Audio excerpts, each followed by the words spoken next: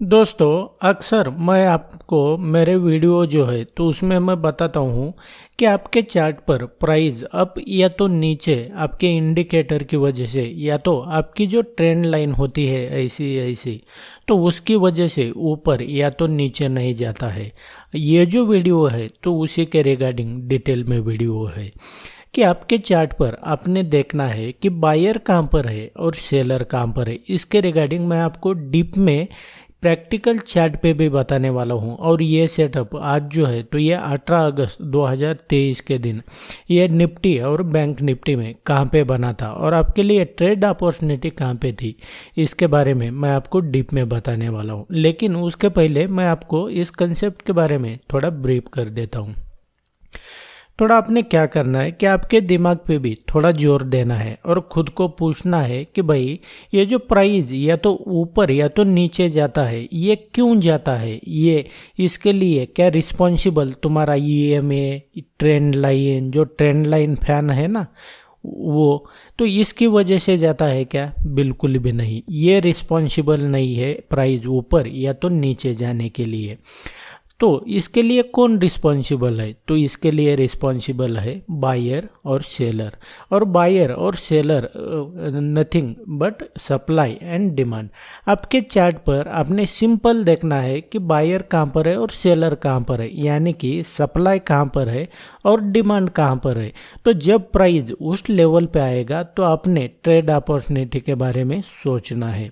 तो ये होता है सप्लाई और डिमांड ट्रेडिंग सेटअप। इसको मैं आपको अब डीप में सिखाता हूँ और लास्ट तक वीडियो देखना, आपको मैं इम्पोर्टेंट बात भी बताने वाला हूँ वीडियो की एंड में। तो दोस्तों, सप्लाई एंड डिमांड ये जो स्ट्रैटेजी है इसको इस्तेमाल करने के लिए आपने क्या करना है कि आप जिस भी इंस्ट्रूमेंट में ट्रेड कर रहे हैं, वैसे सप्लाई एंड डिमांड इसका दूसरा भी एक तरीका होता है, लेकिन मैं आपको डेली टाइम फ्रेम का बता रहा हूँ।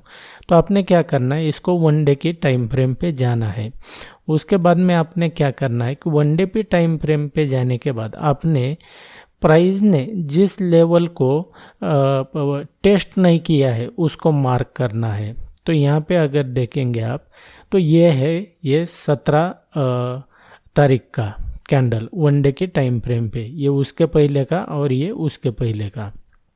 तो हमने क्या करना है, इसको हमने सबसे पहले तो इसका जो हाई और लो है इसको मार्क कर लेना है। कैसे कर लेना है, यहाँ पे इसका हमने हाई मार्क कर लिया, उसके बाद में इसका लो मार्क कर लिया, यहाँ पे ये लो मार्क कर लिया।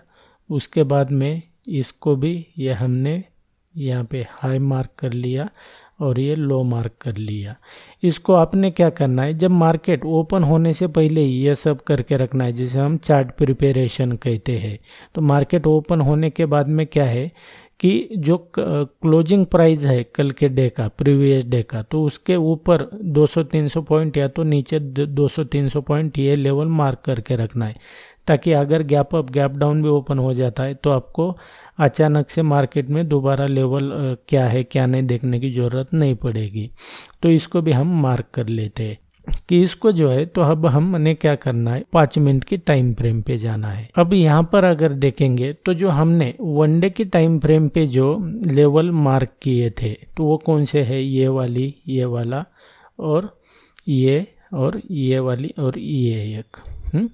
तो ये हाई लो ये लेवल है। अब मैं क्या करता हूँ कि जो आपके चार्ट पर जो आपने लेवल मार्क किए हैं उसके हिसाब से प्राइस, कैसे प्राइस एक्शन आपको दिखाता है, इसके रिगार्डिंग आपको मैं डीप में बताता हूँ।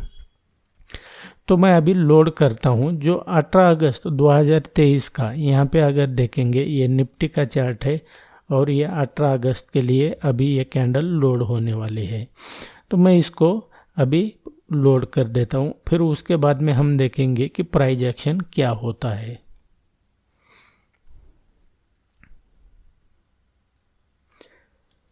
यहाँ पे अगर देखेंगे तो इस लेवल पे एग्जैक्ट ये जो हमने लेवल मार्क किया था, यहाँ पे अगर देखते आप ये वाला, तो यहाँ से जो है तो प्राइस ने क्या किया कि इस लेवल से जो अब प्रीवियस डे का जो लो था अब प्राइस ने क्या किया है कि इस लेवल पे क्या हुआ कि गैप डाउन ओपन हुआ है, तो अब प्राइस के लिए ये जो लेवल है ये रेजिस्टेंस का काम करेगा, और जो हमने लेवल मार्क किया था एग्जैक्टली उसने यहाँ से जो है तो रेजिस्टेंस फेस किया और प्राइस नीचे आ गया। अब हम आगे देखते हैं।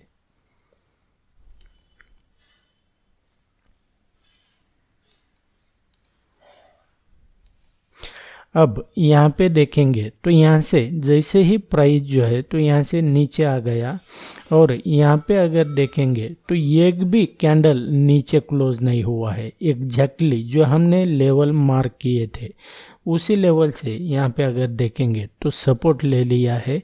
तो ये वीक जो होती है तो ये बहुत ही इम्पोर्टेंट होती है, इसके रिगार्डिंग चैनल पर वीडियो है, उसे आपने देख लेना है। अब आगे देखते हैं कि प्राइस क्या करता है। तो आपके लिए ट्रेड अपॉर्चुनिटी कहाँ पे थी ये मैं आपको बता देता हूँ।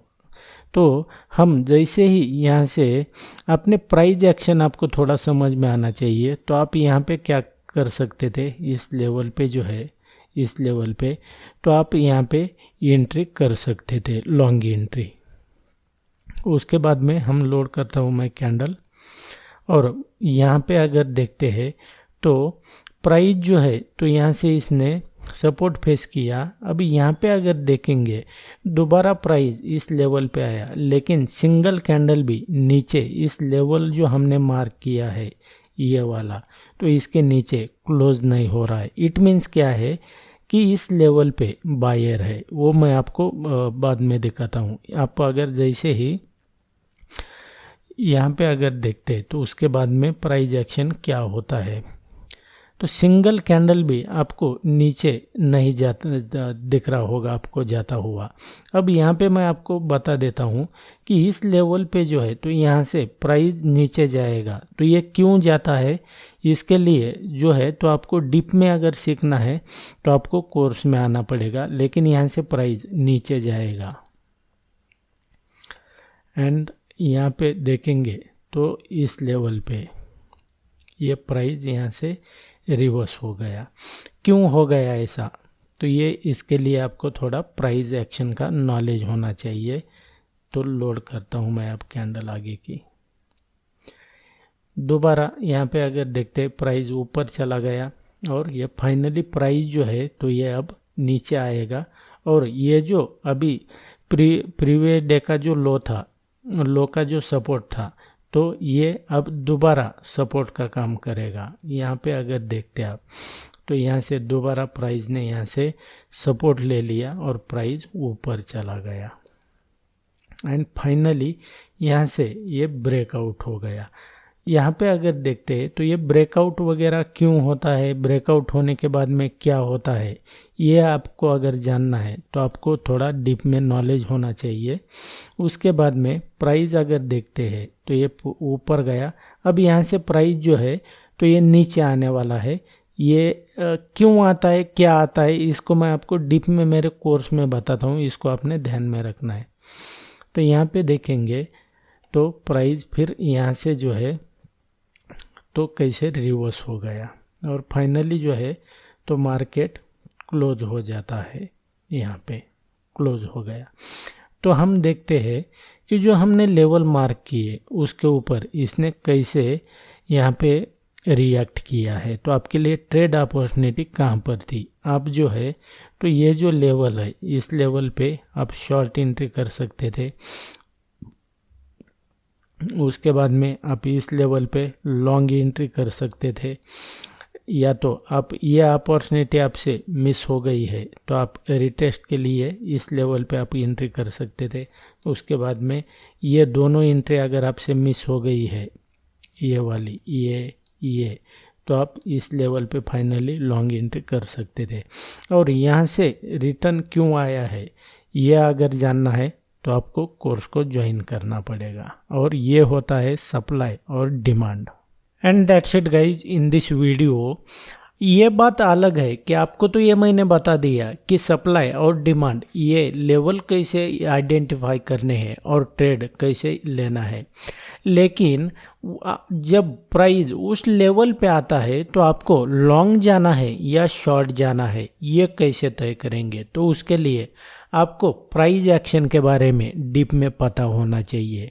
इसलिए ये जो है ये स्ट्रैटेजी असल में मैं मेरे कोर्स में देता हूँ, लेकिन ये मैं आपके लिए ये दिया है मैंने। ऐसा है क्या कि ये जो सेटअप है या तो ये स्ट्रैटेजी है आपको मैंने बता दी तो आपको तुरंत इसके ऊपर आपको ट्रेड करने आएगा? बिल्कुल भी नहीं। आपने इसको बैक टेस्ट भी करना है।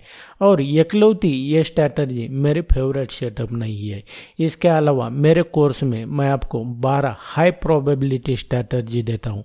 इसके अलावा मेरे कोर्स में मैं आपको डीप में pivot point, CPR, price action, risk management, lot sizing, trading psychology, इन सब के बारे में ये एक पूरा पैकेज है। तो इसको आपको अगर सीखने के लिए इंटरेस्टेड है और 10, 12, 14 घंटे जो आप किसी के अंडर में नौकरी करते हैं तो उससे अगर छुटकारा पाना चाहते हैं और फ्रीडम चाहते हैं तो आप मेरे कोर्स को ज्वाइन करने के बारे में सोच सकते हैं। सो इसका लिंक मैंने वीडियो के डिस्क्रिप्शन में दिया हुआ है, उसके ऊपर क्लिक करके आप मुझे व्हाट्सएप या तो ईमेल पे कांटेक्ट कर सकते हैं। So thanks for watching, see you in the next episode.